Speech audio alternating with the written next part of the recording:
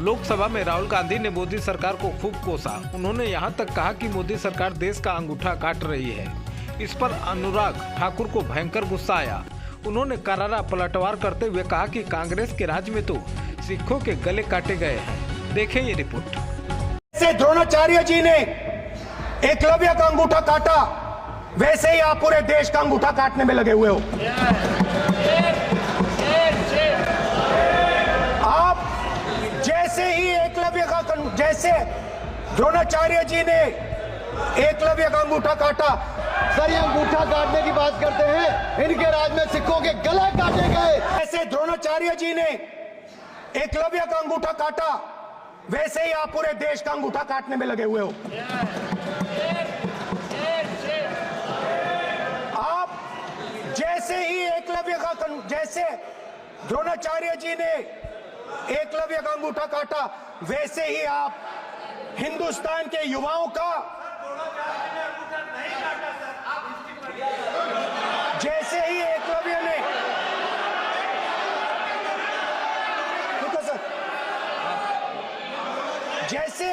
जैसे एकलव्य का अंगूठा काटा गया, वैसे ही आप हिंदुस्तान के युवाओं का, सबका अंगूठा काटते हो।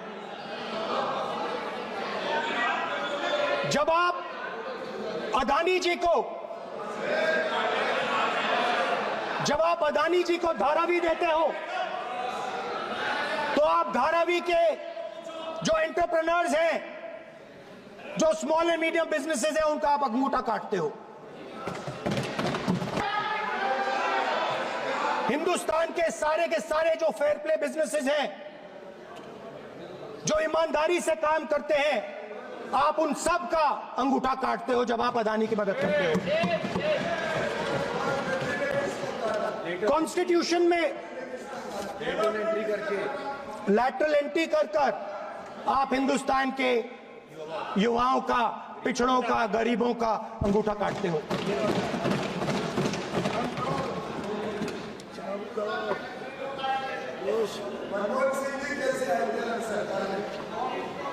सर, स्पीकर सर, जैसे एकलव्य ने प्रैक्टिस की थी, वैसे ही हिंदुस्तान के युवा सुबह उठकर 4 बजे उठकर अलग अलग एग्जाम्स की तैयारी करते हैं।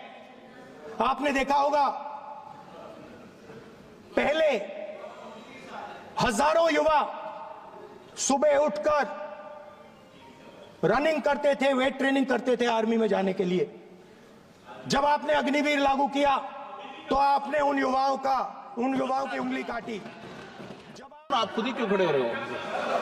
एक मिनट, बीजेपी की तरफ से अनुराग ठाकुर, मान्य अध्यक्ष जी, पिछली बार भी जब चर्चा हुई तब भी मैंने कहा था कि कुछ लोग संविधान तो हाथ में लेके घूमते हैं, लेकिन ये नहीं बता पाए कि उसके पन्ने तक कितने हैं, क्योंकि उन्होंने कभी खोला ही नहीं।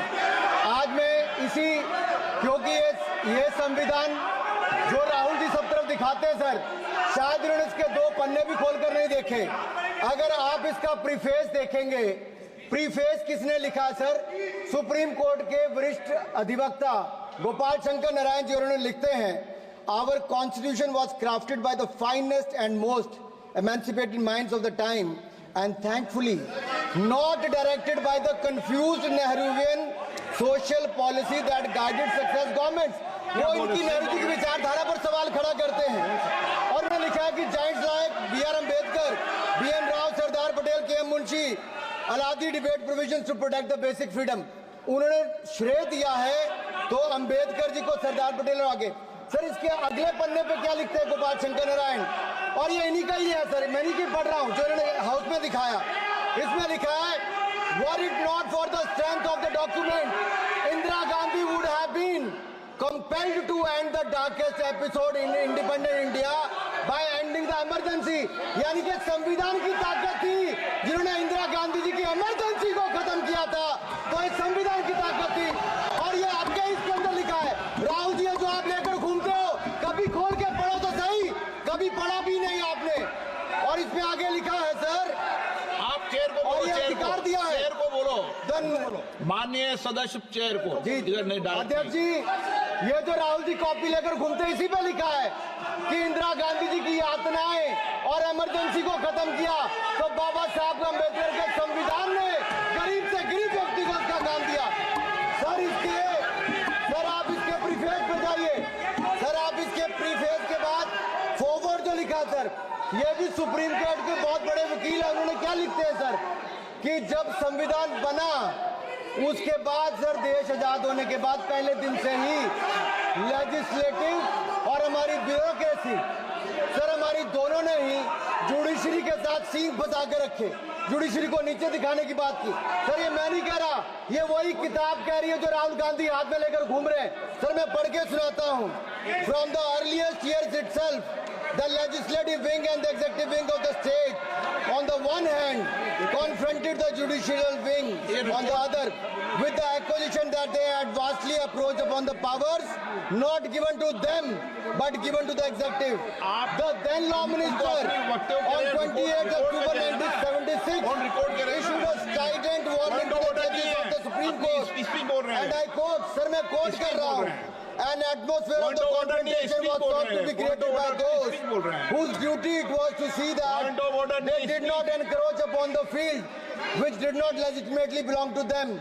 Nothing should be left undone now to ensure that such a situation did not reoccur. If even after the amendments confrontation continues, then I think it will be a bad day for the judiciary. ये कौन कह रहा है? उस समय के law minister कह रहे हैं। और क्या कहते हैं sir again? We are trying to save them from the temptation to intrude into the powers which do not belong to them. What we are doing today is not to save the people from the judges. ये कह रहे हैं we are trying not to save the people from the judges but really enabling the judges to save them from themselves.